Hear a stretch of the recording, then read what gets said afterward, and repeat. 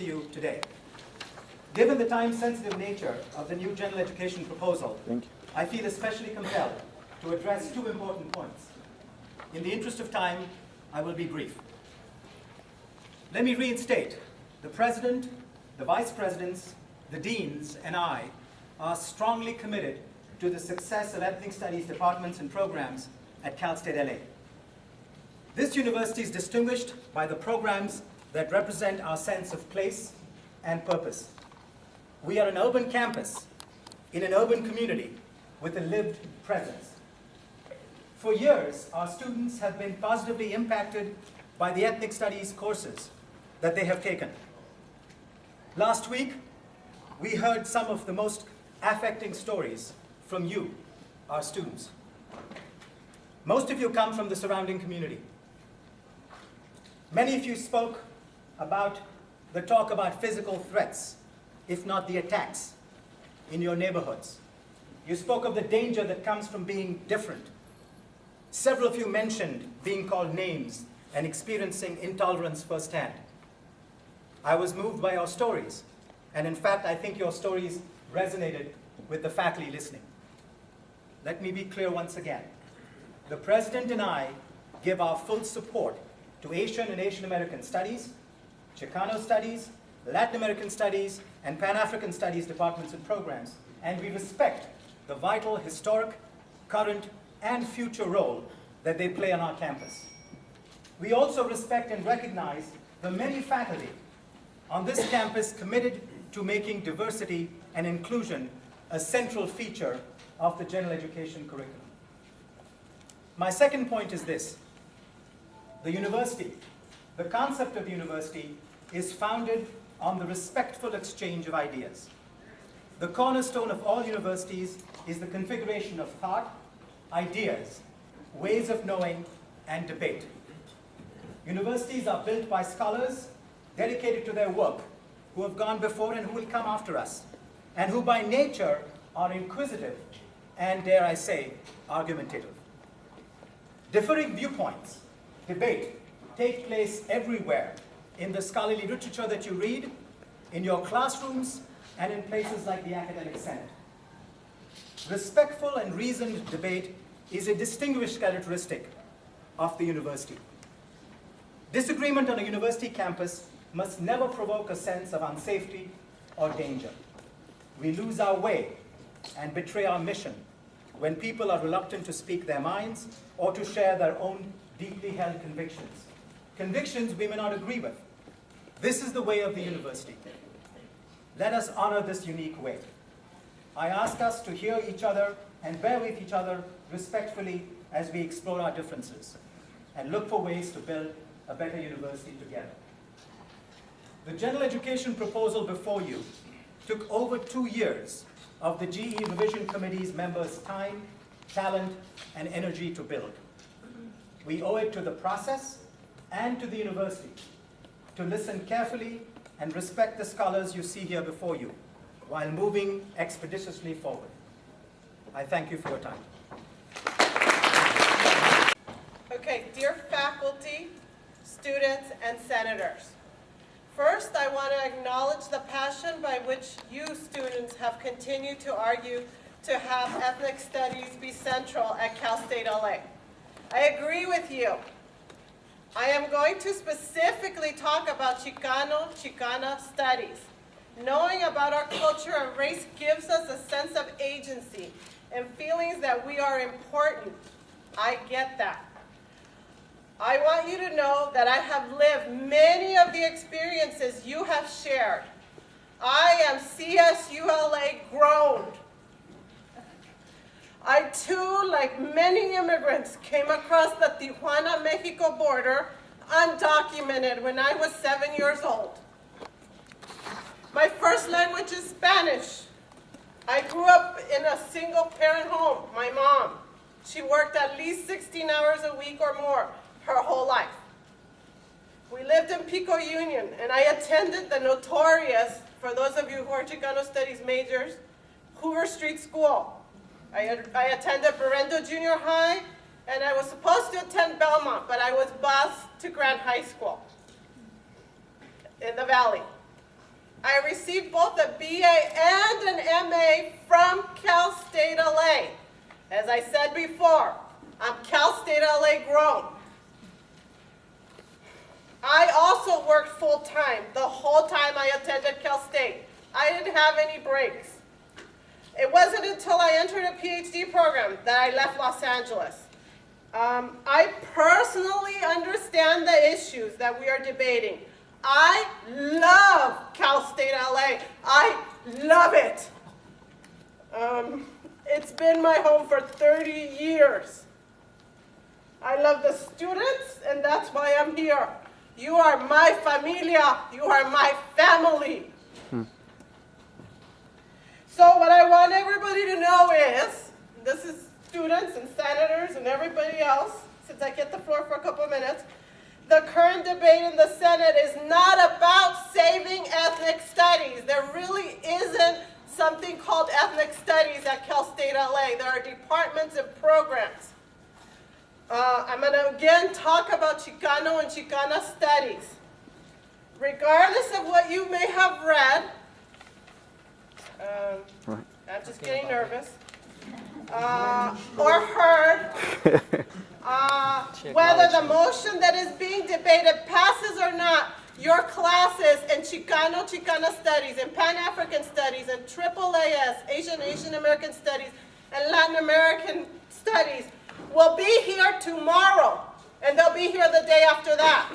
The motion that is being argued, which stipulates that at least one course designated as diversity be taught by ethnic studies department or departments who want to cross-list with ethnic studies, has very real implications for Chicano, Chicano studies. If in the future CHS had to increase exponentially, not just a little bit, exponentially, their offerings of only one diversity course in GE, we might become a department that almost certainly only serves GE.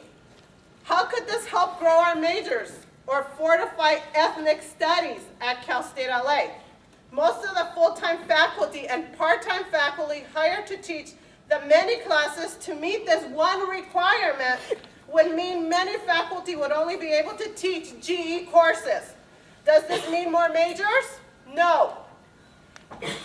There are other CSU campuses that are using this type of GE service model. And while CHS may have a couple more majors, that's Chicano, Chicana studies, in reality, this approach has not grown majors in these departments. It has also not grown their visibility at their respective campuses. They continue to fight.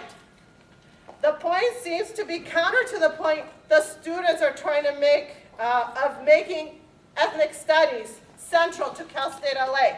I am clear that our department does not only want to become the help to GE, we also want to teach and explore our own major. Two, in general, many faculty who teach in ethnic studies departments have degrees in other disciplines. In our department, all of our faculty are interdisciplinary, and we all have degrees in disciplines such as English, education, history, anthropology, urban planning, psychology. All our doctorates of philosophy in these fields are what makes us experts, not only in Chicano, Chicana studies, but also in our respective disciplines. As a matter of fact, PhDs in Chicano studies were not available until a couple of years ago. UC Santa Barbara graduated their first group of 3 students in 2012. So while the thought that we are only experts in CHS, or Chicano, Chicana studies at Cal State LA is good, we also have expertise in much more than Chicano, Chicana studies. And it is offensive to suggest that we only belong in Chicano, Chicana studies.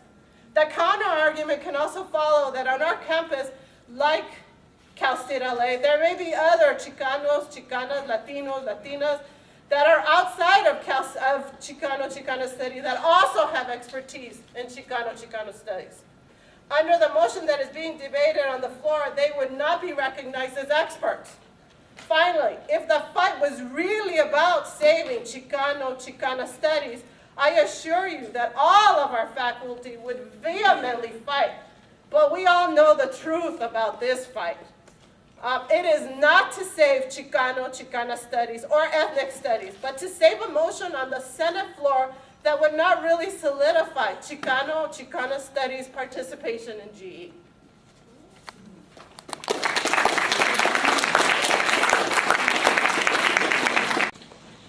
And I'd like to begin also by addressing the students and say how deeply I appreciate the comments that you shared last week. And in fact, I was stunned into silence. And those who know me on campus know that I am not easily silent. Those who know me from my activist life know I'm also not easily silent. But I felt that to speak in opposition to the motion that's on the floor, which I will do now, I felt that to speak in opposition to the motion that was on the floor would carry the risk of invalidating or minimizing the depth of the experience in the stories and the passion and the experience in the narrative that you shared with us. And so I made a decision not to speak last week. But I've decided to speak to my colleagues today because we're here not simply to We're here to investigate and to evaluate and to make a decision about policy. And policy that's going to inform how we deliver curriculum and what it is that we do on this campus for the next few years. And to the students I say again, and I had to write because I was a little bit nervous, I, as many of the faculty on this campus and in the Senate, respect and support ethnic studies, Latin Americans. I know we don't use ethnic studies on this campus, but that's the phrasing that's been used throughout this debate, so I will use that phrasing, recognizing that it is somewhat inaccurate. Respect and support ethnic studies and all students on this campus. The President, the Chancellor, and the Executive Committee of the Senate have each issued public statements about their commitments to ES departments and the need to strengthen ES. I trust and I will hold each accountable to demonstrate these commitments in practice as we move forward. I do not share the opinion that the proposed GE policy, with the expanded definitions of diversity and the requirement that all diversity courses must address race, ethnicity, class, and gender, pose a threat to GE or pose a threat to ethnic studies or reflect the racist tendencies of the academic senate. I also do not believe that opposition to the motion on the floor indicates that one supports academic apartheid, or that one is the enemy of ethnic studies, or the enemy of the students that we work so hard to serve. We listened last week to students who spoke with passion and with eloquence about the transformative experiences that may result when one has opportunities to critically engage in examinations of race, inequality, injustice, and the structural context that create vulnerability for children, families, and communities.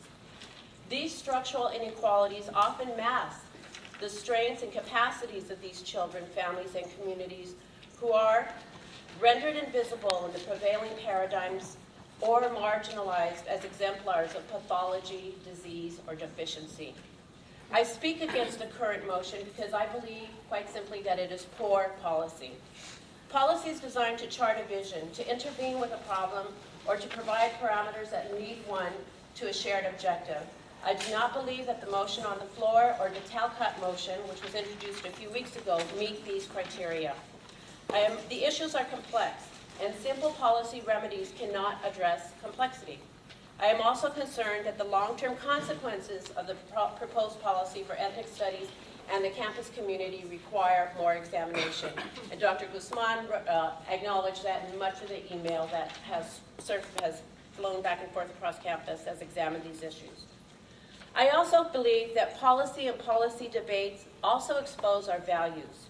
When one evaluates policy, one evaluates as well the values that are embedded in and articulated within the policy. I think that the proposed GE document that is on the floor, the entire document that is on the floor, articulates values that resonate well with the issues that the students identified as important.